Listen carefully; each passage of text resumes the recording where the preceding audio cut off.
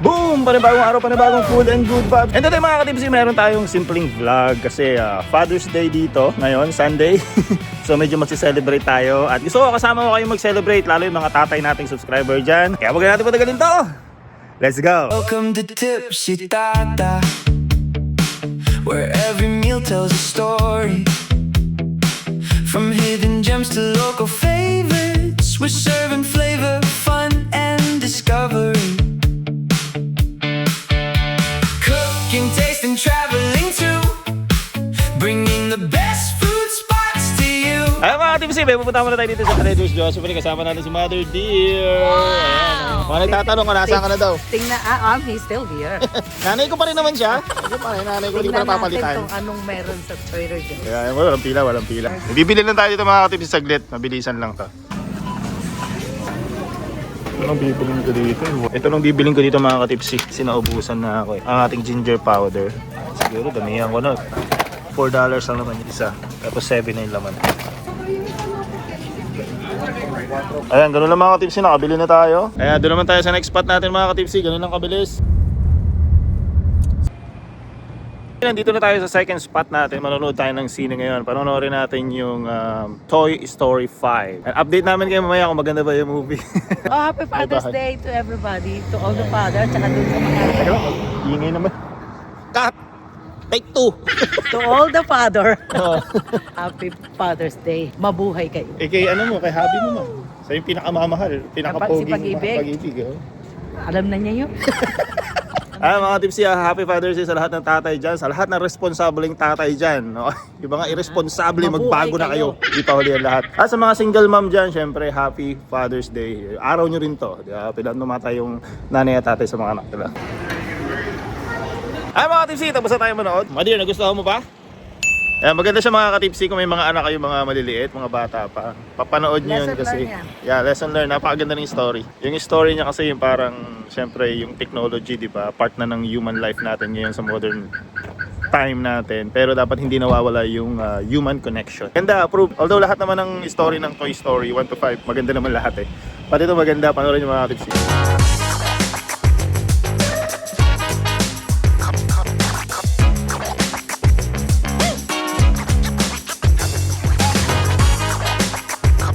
Next spot natin mga katipsi, kain naman tayo. Japanese muna tayo ngayon. Japanese food muna tayo ngayon. Kain tayo ng sushi. Dito tayo sa Tokyo Sushi Loha. Ayan, first time namin dito mga katipsi. Tignan natin kung masarap ba. Let's go.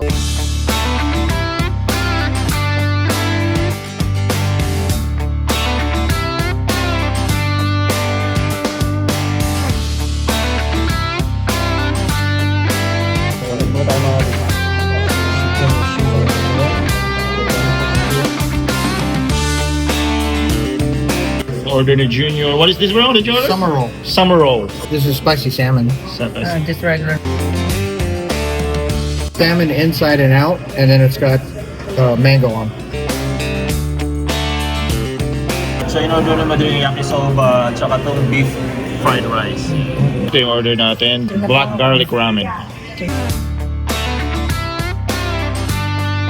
Tikman na natin itong black garlic ramen.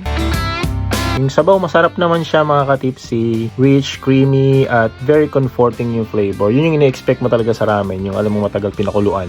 Yung meat para magka-create ng ganito kasarap na sabaw. Hindi siya nakakaumay. Yung noodles naman, okay din. Maganda yung texture, firm, at chewy. Hindi yung sobrang lambot. Kaya mas satisfying kainin. Ang nagustuhan ko rin dito, tama lang yung garlic flavor. Hindi siya sobrang tapang or overpowering. Yung balance lang niya yung lasa ng sabaw. Kaya nga pala tinawag tong black garlic ramen mga katipsi dahil gumagamit sila dito nung black garlic oil o yung roasted na fermented garlic. Yun yung nagbibigay ng darker color sa sabaw. Saka yung magkaroon ng, alam mo yun, yung umami flavor. Kumpara sa ordinary yung garlic. Ang medyo hindi ko lang nagustuhan dito mga katipsi is itong pork chashu. Medyo matigas yung pagkakaluto nila. Hindi siya kasing lambot ng inaasahan ko. Isa sa nilulook forward ko kasi sa ramen is yung pork chashu. Minsan umorder pa nga ako ng extra lalo pag malambot.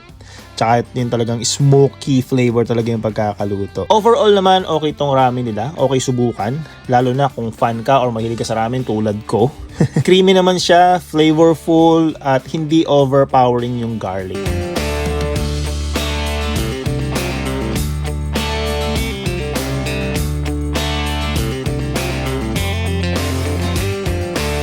na oh. Ano ba? Ako na yan? Hindi ako na lang. Magkano ba? Ang amot mga tipsy, apat na kami, 112.07. Pwede na yan sa apat mga tipsy. Oo naman. Kaya siya magbabayad kasi... Ay mga tipsy, nakauwi na kami. Okay naman yung food. In-order na naman dear, okay naman, nagustuhan naman nila, pati Lolo Junior. Ang hindi ko lang nagustuhan dun sa ramen, okay yung soup ng ramen. Ang hindi ko lang nagustuhan yung pork chashu kasi hindi siya tender. Medyo matigas pa. Eh, yun ang nilulook forward ko sa ramen eh, yung pork chashu. Kasi dapat yun may tenderism bite, di ba?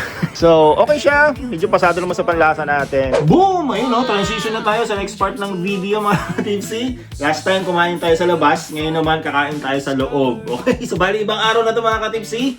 Magluluto tayo ngayon ng simpleng chicken recipe, ang ginataang manok. Samahan niyo ako hanggang sa dulo ng video na to para malaman natin kung nakatatakam ba ang magagawa nating dish. Let's go! Nandito sa mainit na kawali, maglagay lang tayo ng mantika kasi iba-browning muna natin yung chicken para talagang mag-expand o mag-explode yung lasa ng meat, diba?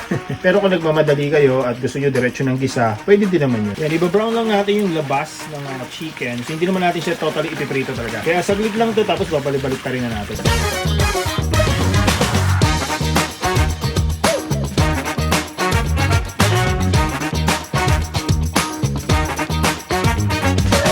Next mga katipsi, magigisa na tayo. Same mantika yung gagamitin natin, binawasan ko lang. Yan, igigisa lang natin tong Magic 3. Siyempre, sibuyas, bawang, luya.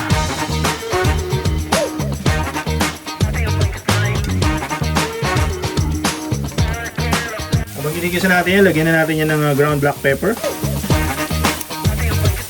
Tapos to optional lang mga katipsi, no? Cayenne powder. Kasi medyo spicy yung gagawin natin today. Talagang dinin natin ang sili yan mamaya.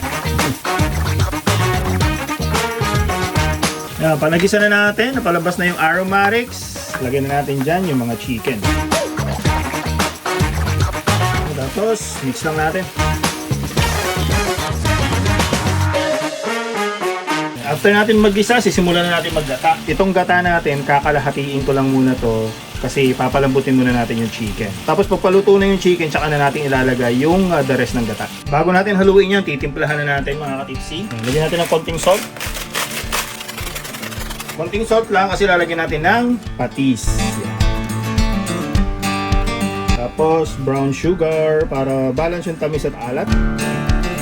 Kunti lang din baka kasi masyado naman tumamis. Tantiameter lang tayo mga tipsy. Tapos syempre, and a little bit of boom, boom, boom. Okay na muna yan. Adjust na lang natin yung lasa kapag kulang pa mamaya pagpaluto na. Mga katipsy, munti ko makalimutan, lagyan nga pa natin ng konting tubig kasi magpapalambot pa lang naman tayo. Medyo submerge lang natin yung meat. Yan, tapos haluin lang natin para kumalat yung flavor evenly.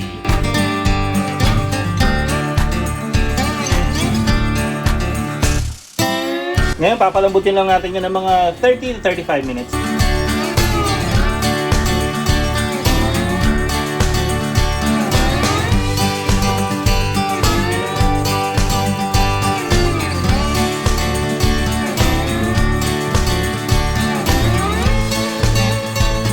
Mga katipsy, after 30 minutes, medyo malambot na tong chicken natin. So, lagyan na natin yung final na gata. Para mas maging creamy at gata flavor ng chicken natin. Tsaka para mas mapalambot pa natin. Yeah, lagyan na natin lahat to. Tapos, papalambutin pa natin yan. Haluin lang natin. Yun, no? Bango mga katipsy. Kaya pakuluan pa natin yan mga katipsy hanggang sa kumunti yung sabaw. Kung gusto nyo ng medyo masabaw, siguro pagkulo, mga after 5-10 minutes, pwede nyo nang patayin yan. Pero kung gusto nyo yung medyo saucy, yung tinatawag natin pinatuyuan sa gata, so pakuluan lang natin hanggang sa kumunti na yung gata. So ako siguro gagawin natin siguro yung medyo saucy, no? Yung medyo pinatuyuan para talagang sumiksik yung gata doon sa chicken. At ayan nga mga katipsy, luto na tong ginataang manok natin. Okay na to mga katipsy para may konting sabaw kasi ang lapot eh. Ayan, para may maisabaw tayo sa kanin. No? Pero kung gusto nyo pang patuyuan, yung pinatuyuan, nasa sa inyo na yon. Gusto ko sanang patuyuan pa, pero nakita ko kasi parang mas okay yung ganito eh. Yung medyo may sabaw, di ba? Ayan, no?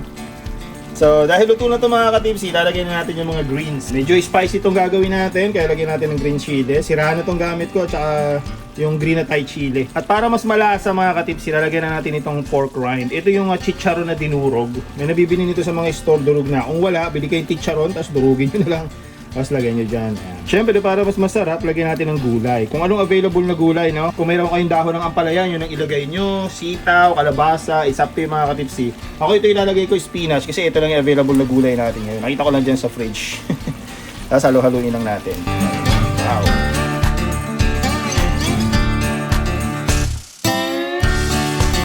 Ayan na mga katipsi. Luto na tong ginataang manok natin. Tara, kain tayo. Grab a seat and come along. Good food and good vibes all day long. Tipsy Tata, food and good vibes.